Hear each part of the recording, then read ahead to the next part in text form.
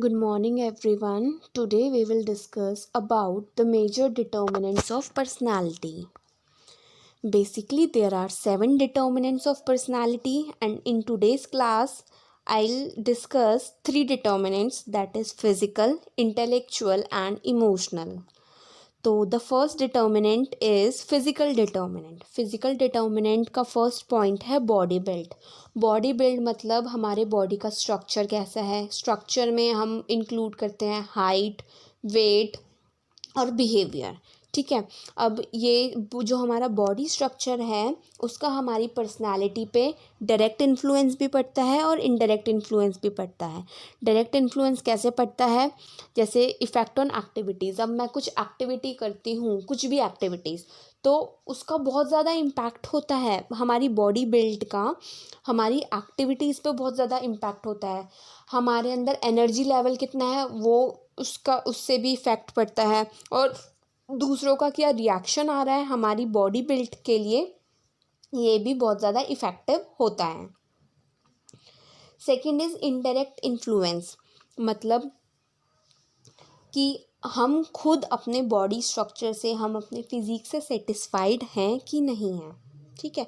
अगर हम अपने बॉडी बिल्ड को एक्सेप्ट कर लेते हैं एज वी आर, तो हमारे अंदर बहुत ज़्यादा पॉजिटिव एटीट्यूड आ जाता है, सेल्फ कॉन्फिडेंस इंक्रीज़ होता है, हमारा सेल्फ एस्टीम बढ़ता है.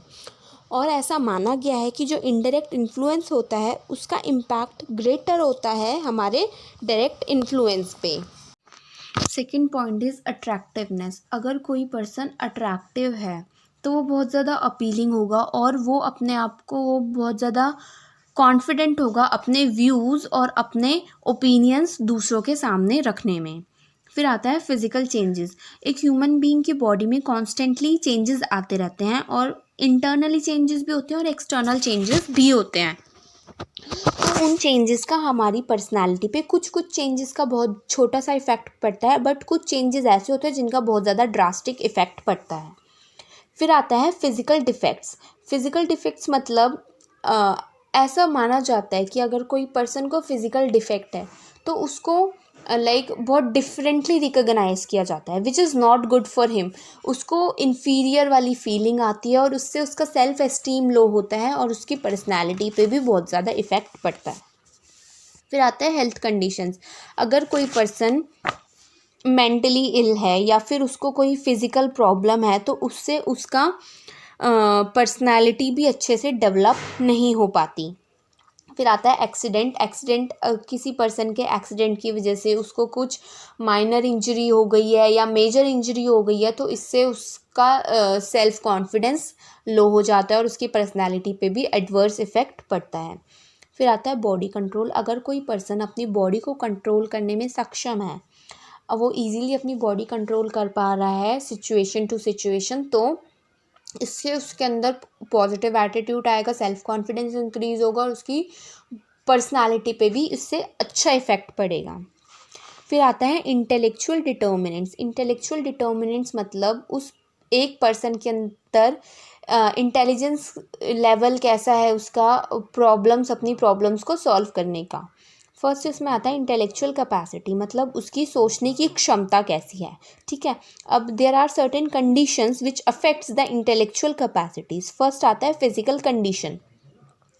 एक पर्सन के फिजिकल कंडीशंस कैसी हैं इससे भी उससे उसकी इंटेलेक्चुअल कैपेसिटी पे इफेक्ट पड़ता है. यूज़ ऑफ इंटेलेक्चुअल कैपेसिटीज़, वो अपनी इंटेलेक्चुअल कैपेसिटीज़ को कैसे यूज़ कर रहा है, उसको अपॉर्चुनिटीज़ मिल रही है अपनी कैपेसिटीज़ यूज़ करने की कि नहीं, ये भी इफ़ेक्ट करता है.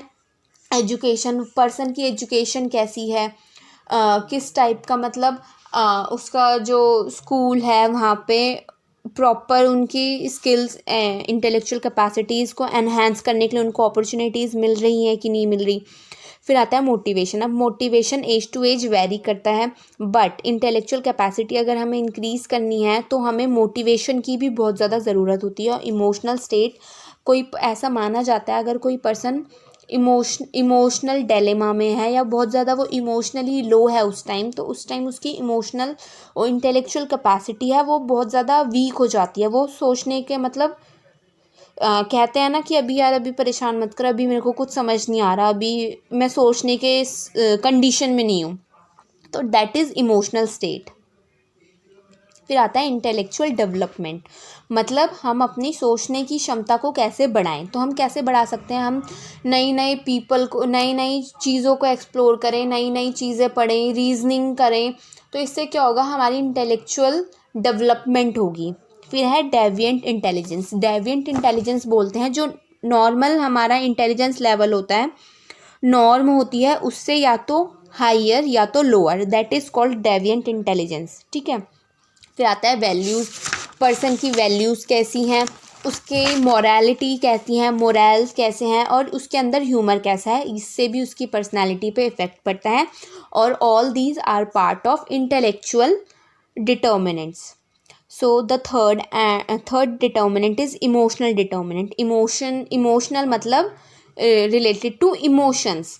First is dominant emotion. Dominant emotion मतलब, डोमिनेंट मतलब बाकी सारे इमोशंस को दबाने वाला, डोमिनेंट। तो फर्स्ट डोमिनेंट का मतलब है, जैसे कि अब कोई कुछ पर्सन ऐसे होते हैं, वो अपने इमोशन को मतलब कंट्रोल नहीं कर पाते, बिल्कुल अच्छे से जाहिर कर देते हैं। अगर वो खुश हैं तो बहुत ज़्यादा खुश हैं, सैड है तो वो बहुत ज़्यादा सैड है, किसी पे गुस्सा आ गया तो उसको पीट दिया, तो that is called dominant emotions. Second आता है इमोशनल बैलेंस। अगर कोई पर्सन टॉलरेंस की क्षमता रखने, मतलब अपन किसी भी सिचुएशन को टॉलरेट करने में सक्षम है, मतलब वो अच्छे से टॉलरेट कर पा रहा है, तो वो इमोशनली बैलेंस्ड है। और दैट इज़ वेरी इम्पोर्टेंट कि हम अपने इमोशंस को इक्वली बैलेंस करके रखें, इससे हमारी पर्सनैलिटी पे बहुत ज़्यादा अच्छा इफ़ेक्ट पड़ता है। फिर है इमोशनल डेप्रीवेशन। इमोशनल डेप्रीवेशन मतलब लैक ऑफ इमोशंस। डेप्रीवेशन का बेसिक मतलब होता है अभाव। इमोशनल डेप्रीवेशन मतलब हमारे अंदर किसी इमोशन का अभाव है। और emotional deprivation is basically related to deprivation of love. मतलब हमें जिस टाइम हमें लव अफेक्शन चाहिए था, हमें नहीं मिला या हम नहीं कर पाए, that is called emotional deprivation. Emotional deprivation की वजह से भी एक पर्सन की पर्सनालिटी पे इफ़ेक्ट पड़ता है, और उसका सेल्फ कॉन्फिडेंस, एस्टीम, एटीट्यूड, ये सब भी अफेक्ट होता है बहुत ज़्यादा। फिर है एक्सेसिव लव। अब हमने पहले पढ़ा कि लैक ऑफ लव, ठीक है, वो भी हम किसी पर्सन की पर्सनालिटी के लिए अच्छा नहीं है। बट अगर किसी को एक्सेसिव लव मिल गया, जितना लव मिलना चाहिए उससे ज़्यादा मिल गया, which is also not good for one's personality. अगर किसी बच्चे को ही अगर मम्मी बहुत ज़्यादा प्यार करती है, लाडला लाडला, तो उससे क्या होता है, वो बच्चा स्पॉइल हो जाता है, बिगड़ जाता है। तो excessive love is also not good for one's personality. फिर है इमोशनल एक्सप्रेशंस। इमोशनल एक्सप्रेशंस मतलब हम अपने इमोशंस को कैसे एक्सप्रेस कर रहे हैं। लाइक अगर मैं गुस्सा हूँ तो मैं लड़ रही हूँ, अगर मैं खुश हूँ तो मैं हंस रही हूँ, अगर मेरे को किसी चीज़ से डर है तो मैं फटाफट भाग गई।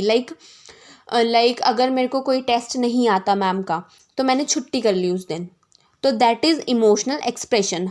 डिफरेंट सिचुएशंस में मैं अपने इमोशंस को किस तरीके से एक्सप्रेस कर रही हूँ। लास्ट हमारा पॉइंट है इसमें इमोशनल स्ट्रेस। इमोशनल स्ट्रेस मतलब कि कुछ चीज़ हो गई, कुछ मतलब ऐसी टेस्ट है, मुझे नहीं आता बट मैं छुट्टी भी नहीं कर सकती, तो मुझे स्ट्रेस हो रहा है, मेरे को समझ नहीं आ रहा है मैं क्या करूँ, मेरे को आता भी नहीं है, बट मेरे टेस्ट देने के अलावा मेरे पास कोई ऑप्शन भी नहीं है, तो इससे मेरे अंदर स्ट्रेस आ जाएगा बहुत ज़्यादा। ठीक है, तो the topic is finished. Thank you for watching and listening.